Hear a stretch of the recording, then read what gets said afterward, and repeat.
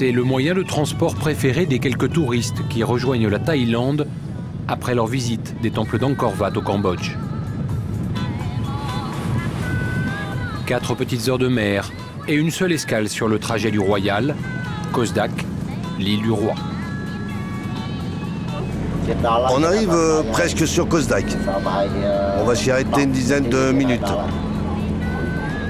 Ce qu'on trouve sur cette île, on trouve des familles de pêcheurs, des montagnes et aussi une pagode.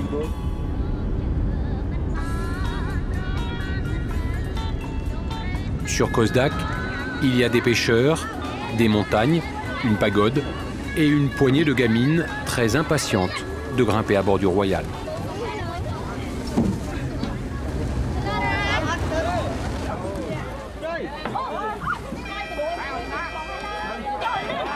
« 10 petites minutes à l'aller, 10 petites minutes au retour. À peine le temps de débarquer et de décharger les précieuses marchandises venues de Phnom Penh ou de Thaïlande. Tout juste le temps pour Roat et ses copines d'écouler à la sauvette quelques encas locaux aux visiteurs de passage. On vend des mangues, des beignets de bananes, des œufs, des gâteaux et du riz. Il faut faire vite. Le Royal n'attend pas.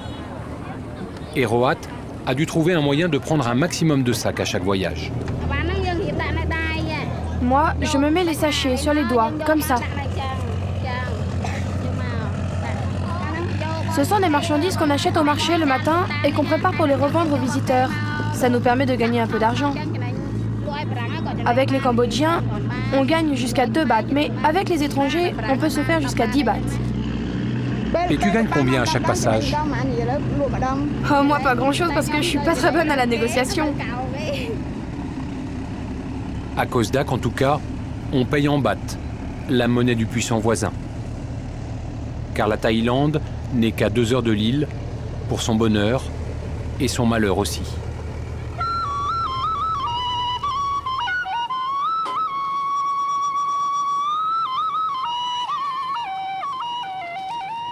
Longtemps, Kosdak n'a été qu'un îlot inhabité, perdu au milieu du golfe de Siam.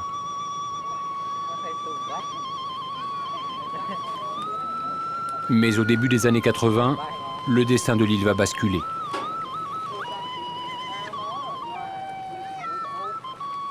Le Cambodge sort alors de 20 ans d'une guerre fratricide et d'un génocide orchestré par les Khmers rouges qui a coûté la vie à 2 millions de Cambodgiens, un tiers de la population du pays. Avec le retour à la paix, Kosdak voit débarquer des centaines de familles venues chercher en mer ce que la terre ne leur donne plus depuis longtemps.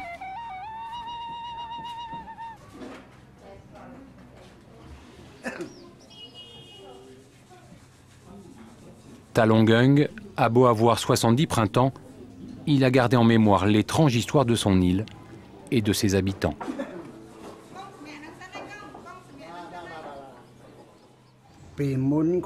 Quand je suis arrivé ici dans les années 50, il n'y avait personne. J'ai commencé à cultiver des noix de coco sur cette partie de l'île, et puis j'ai fait venir mes proches et on s'est retrouvés à 3 familles. À l'arrivée de Pol Pot, en 1975, on a dû s'enfuir en Thaïlande. L'île est restée déserte, plus personne n'a vécu ici jusqu'à notre retour. À la chute du régime des Khmers rouges en 1979, Talong décide de rentrer enfin sur son îlot, occupé par une poignée de militaires vietnamiens. Il emmène dans ses bagages une quinzaine de familles qui ont tout perdu dans la tragédie. Tous ces gens ne savaient plus où habiter. Leurs terres, dans leur village d'origine, étaient souvent occupées par d'autres. Alors, ils sont venus ici avec moi et ensuite, ils ont fait venir leur famille. Après, d'autres encore sont venus s'installer en quittant leur campagne, leur province, et on s'est tous retrouvés à vivre sur cette île. 600 familles se partagent désormais les rivages de Kosdak. 600 familles qui vivent essentiellement de la pêche, la principale activité de l'île. Som a été parmi les premiers à se réfugier ici pour fuir la misère les champs de mines et un enrôlement de force dans l'armée. C'était il y a 20 ans. J'avais une tante qui avait quitté notre village pour s'installer sur cette île et qui m'a dit qu'on pouvait y gagner sa vie. Chez nous, c'était trop dur. L'agriculture ne rapportait rien. Alors j'ai décidé de partir, de quitter la terre pour devenir pêcheur et tenter de gagner ma vie en mer.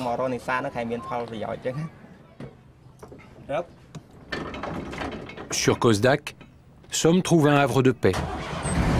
La mer y est généreuse et il parvient à se construire un bateau pour partir pêcher dans l'archipel, loin d'un Cambodge, hanté par les fantômes du passé. Mais aujourd'hui, il s'y sent à l'étroit, comme pris au piège sur ce gros caillou isolé du reste du pays. Cette île, c'est vraiment une île toute petite. C'est comme si on vivait au fond d'un puits sans jamais voir dehors. On ne sait pas ce qui se passe à l'extérieur. On n'y rencontre jamais personne de nouveau. Et il y a des jours, je regrette vraiment d'être venu ici. Et je voudrais vivre ailleurs. Car je sais bien que la situation des villes et du reste du pays s'est améliorée depuis quelques années.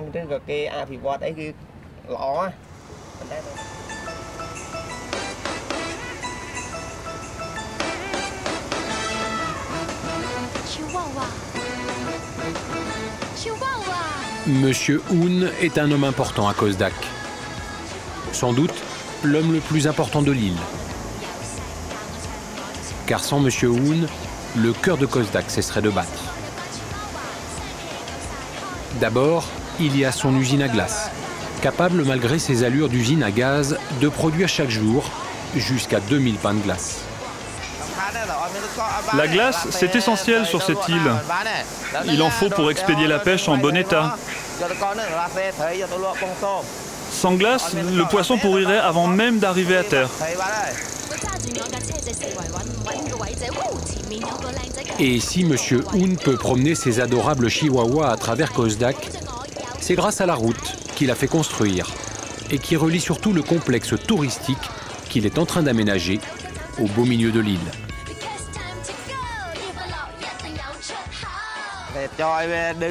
C'est pour permettre aux touristes de venir se loger sur l'île dans mes guest house. Il y a de belles plages ici. Les îles autour sont très agréables. C'est un endroit idéal pour accueillir des étrangers. Monsieur Hun règne aussi sur le réseau d'eau douce et l'usine électrique de l'île. Et quand on lui demande si tout cela ne fait pas de lui l'homme le plus important de Khosdak, c'est pas à moi de vous dire si je suis important ou non. Bien sûr que mon mari est l'homme le plus important de l'île. Il est indispensable pour tout le monde ici. Il fait tout. Il construit les routes, il produit l'électricité, l'eau potable. Sans lui, ce serait très difficile de vivre ici.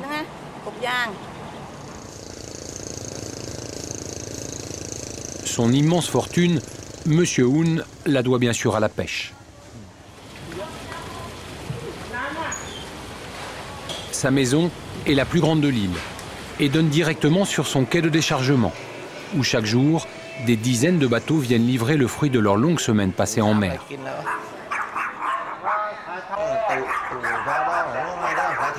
Et pour veiller sur la bonne marche de ses affaires, dans un coin de son imposante demeure trône l'hôtel des dieux et des ancêtres. Comme un petit bout de Thaïlande, le pays d'origine de Monsieur et Madame Hun. De là à se demander si Khosdak est bien une île cambodgienne. L'île appartient bien au Cambodge, mais on ramène tous ces objets de Thaïlande pour pouvoir prier, pour nous sentir heureux et protégés ici. C'est comme ce collier, par exemple. Je le porte toujours sur moi pour éviter toutes sortes de dangers pendant les voyages. C'est la même chose. Ces dieux thaïlandais sont là pour nous protéger. Et visiblement, les dieux thaïs de Monsieur Hun n'ont pas la même sollicitude pour tout le monde.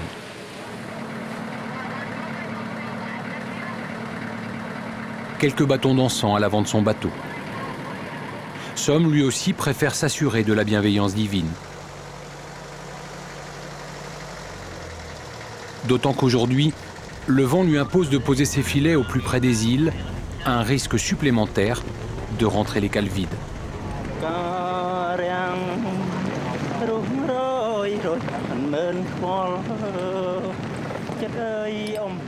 Car depuis quelques années, les eaux de l'archipel sont désertées par les poissons.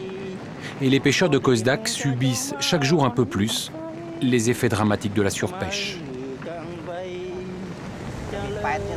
Quand je suis arrivé en 87, ça regorgeait de poissons par ici. Je pense que près de 80% de la ressource a disparu. Avant, on n'arrivait même pas à sortir nos filets dans cette zone, tant il y avait de poissons, de crevettes et de crabes. Maintenant, on ne trouve plus que des petites quantités. Et la raison, c'est qu'il n'y a pas que nous qui pêchons par ici. Il y a aussi les autres. Et c'est pour ça que le poisson est devenu si rare.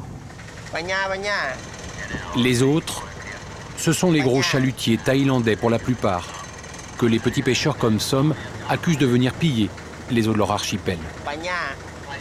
Autorisés à pêcher dans des zones situées très au large, ils en franchissent par centaines les limites, au mépris des lois cambodgiennes.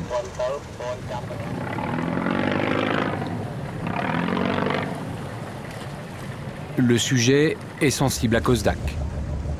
Suffisamment pour que des agents du bureau des pêches et de la police locale nous accompagnent à chacune de nos sorties en mer.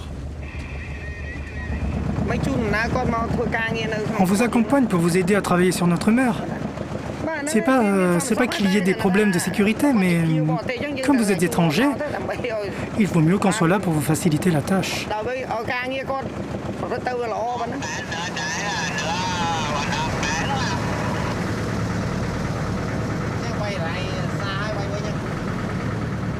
À la radio du bord, Toeum se plaint lui aussi de ses mauvaises rencontres de la nuit.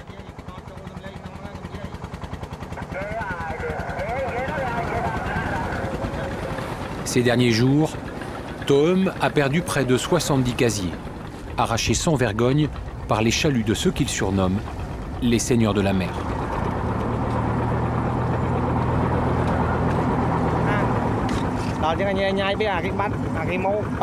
C'est l'anarchie. Ils coupent nos lignes et on se retrouve à devoir racheter sans cesse des casiers, avec le peu d'argent qu'on gagne. Ce qu'il faudrait, c'est que ces gros bateaux pêchent plus loin de nos îles. Que les seigneurs de la mer s'éloignent pour travailler à 3 ou 4 milles d'ici et qu'ils laissent cette zone aux petits pêcheurs comme nous, qui ne peuvent pas s'éloigner autant que pour pêcher.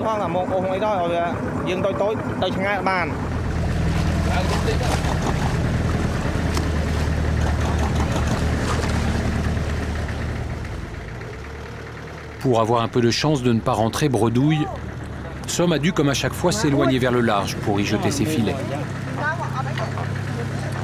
Et c'est de nuit qu'il finit de remonter sa pêche, un peu inquiet tout de même de ces lueurs qu'on aperçoit tout autour de son bateau.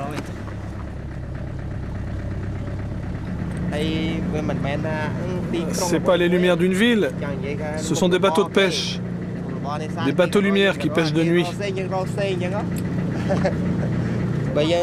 Si on veut que la pêche s'améliore, c'est ce type de bateau qu'on devrait empêcher de venir chez nous. Et je peux vous dire qu'on verrait très vite revenir les poissons. Parce qu'avec leur lumière, ils prennent tout ce qui est autour d'eux. Ils attrapent tout, et puis ils rejettent ce qui ne les intéresse pas.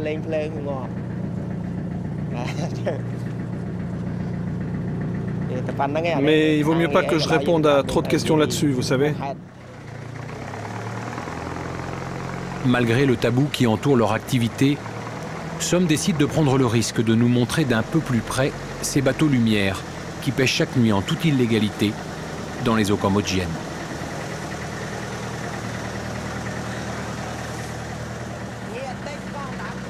Mais soudain, les lumières s'éteignent à l'horizon, comme par miracle. Je regarde si j'en vois, mais il n'y a plus une seule lumière, c'est le noir total. Normalement, vous avez vu, il y a des lumières partout sur la mer. Mais là, il n'y en a plus une seule.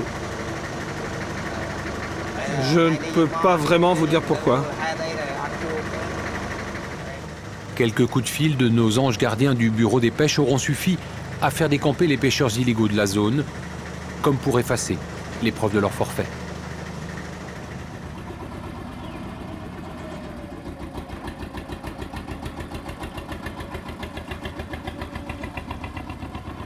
Triste retour pour Toeum.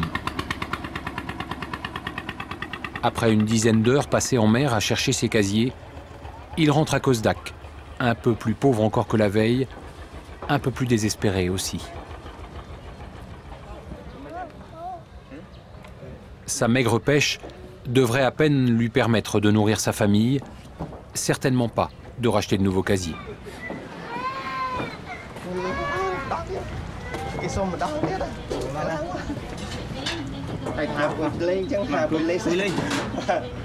Et lorsqu'avec Som et ses compagnons de galère, il évoque les passe-droits dont profitent les gros chalutiers thaïlandais, c'est toujours avec une extrême prudence.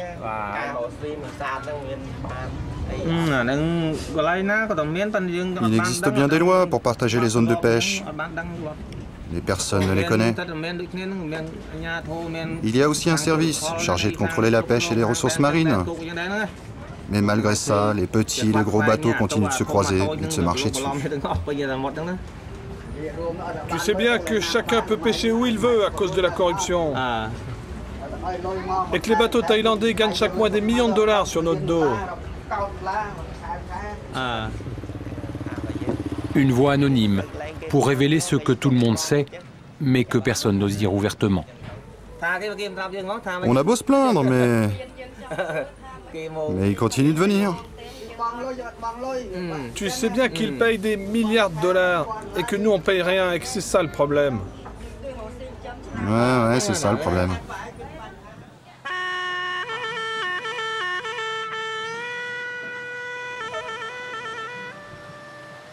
À l'incursion systématique des Thaïlandais sur la mer, s'ajoute leur emprise toujours plus forte à terre. Les trois seuls mareyeurs qui se partagent les pontons de déchargement de l'île viennent tous de Thaïlande. Toutes leurs transactions s'effectuent en baht et l'essentiel du poisson qu'ils achètent est expédié vers leur pays d'origine.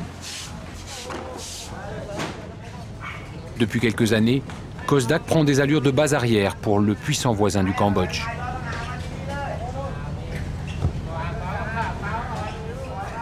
Et justement, l'un de ces chalutiers, accusés par les habitants de la petite île de venir chaque nuit piller les eaux de leur archipel, accoste au quai de Monsieur Hoon. Et notre mareyeur se montre soudain nettement moins cabot pour parler de ces dragueurs de fond.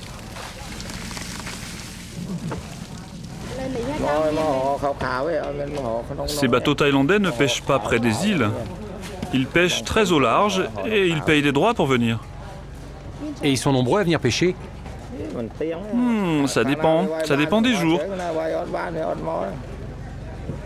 De toute manière, je vous dis qu'ils payent des droits pour venir pêcher dans les eaux cambodgiennes.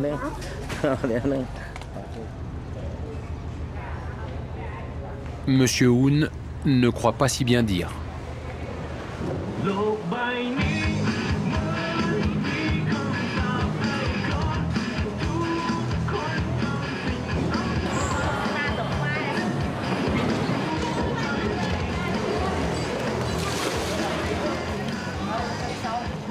Le port de Bang Langson, en Thaïlande, juste de l'autre côté de la frontière.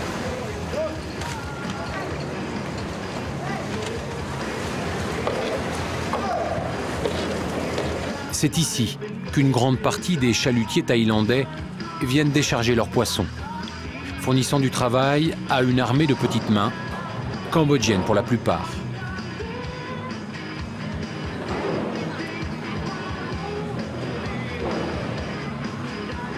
Mais c'est surtout des quais de Bang Langson que des dizaines de bateaux lumière appareillent régulièrement pour les eaux territoriales de leurs voisins, réputées plus poissonneuses que celles du golfe de Thaïlande.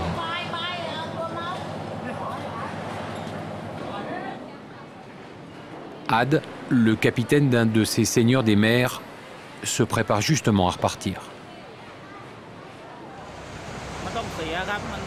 C'est très simple d'aller pêcher au Cambodge. Il suffit de payer des droits de pêche et ensuite, ça dépend de la distance qu'on compte faire. Si on reste près de la frontière, c'est 40 000 bahts, 800 € environ. Si on va plus loin, on paye 60 000 bahts. La pêche à la lumière est officiellement bannie par la loi cambodgienne. Mais un simple virement international permet de contourner l'interdiction. Le quai le plus important de Bang Longson, c'est le quai de Chalalai, du nom de son propriétaire. Depuis plus de 20 ans, Monsieur Chalalai voit débarquer des tonnes et des tonnes de poissons, dont toujours plus, en provenance du Cambodge. Et ce vieux loup de mer a sa petite idée sur la destination finale des droits de pêche acquittés par les chalutiers thaïlandais.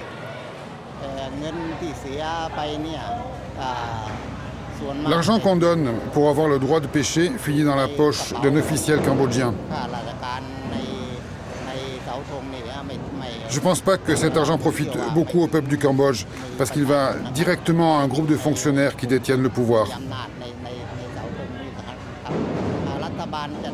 J'ai entendu dire que sur une moyenne de 50 bateaux qui paient des droits de pêche, le gouvernement ne touchait pas plus de 3 parts.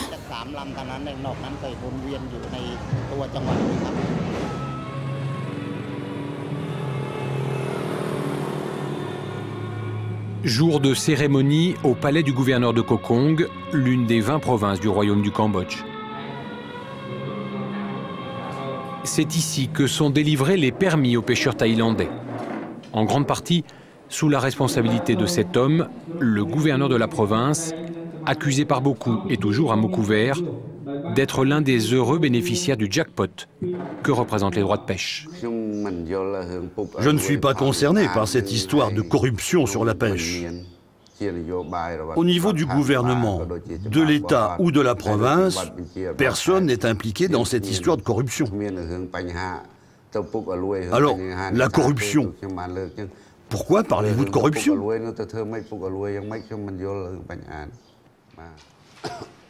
Quant à l'ampleur de la pêche illégale et la volonté des autorités d'y mettre fin, là encore, le gouverneur de Koh Kong se montre très ferme.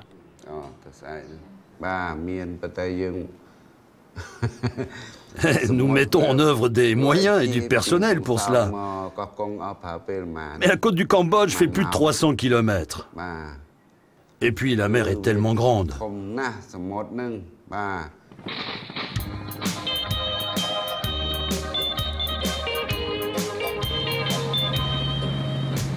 Une fois par mois, quand le budget et le temps le permettent, le sergent Falkoum du service des pêches part en mer pour une patrouille dans les eaux cambodgiennes.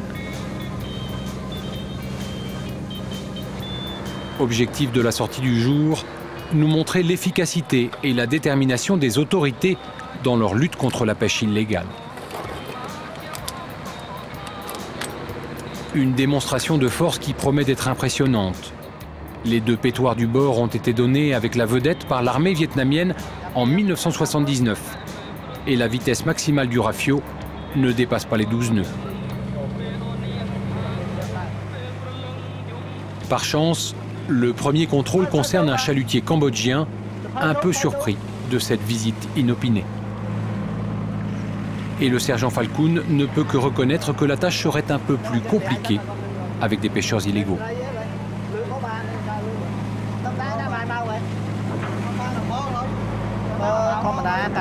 S'il s'agissait d'un bateau qui pêche illégalement, on ne serait pas sûr de pouvoir la raisonner aussi facilement. Car souvent, ils relèvent leur filet quand on arrive et ils s'enfuient. Il faut dire que notre bateau n'est pas équipé de radar. Pour les voir de loin, nous n'avons qu'une paire de jumelles, une simple paire de jumelles. Pas de radar le jour, une torche de fortune pour la nuit. Et malgré la bonne volonté du sergent Falkoum, les effets de ces patrouilles restent bien modestes. C'est vrai que nos résultats ne sont pas aussi satisfaisants que nous voudrions. L'année dernière, nous avons effectué 13 arrestations. Et parmi ces 13 arrestations, 2 cas seulement ont fini devant les tribunaux.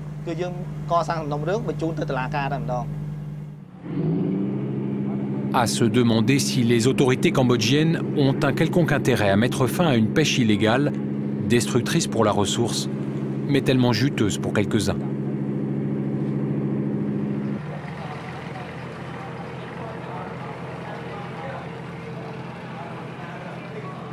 À Khosdak, l'histoire bégaie. La surpêche pousse de plus en plus de familles à quitter l'île pour tenter une nouvelle fois leur chance un peu plus loin.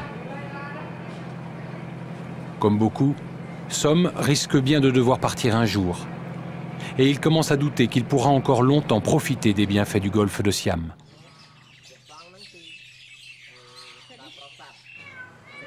À l'heure de la prière, il rejoint parfois la pagode sur les hauteurs de Khosdak, même s'il sait que le salut des pêcheurs ne pourra venir des dieux khmers. Je ne peux que demander un peu de bonheur comme les autres. C'est impossible de demander que la pêche soit meilleure, ni d'avoir du poisson, des crabes ou des crevettes dans mes filets. Car le Bouddha et les bonzes qui le servent sont là pour tous les êtres vivants. On ne peut pas leur demander de sacrifier des vies en nous assurant une bonne pêche.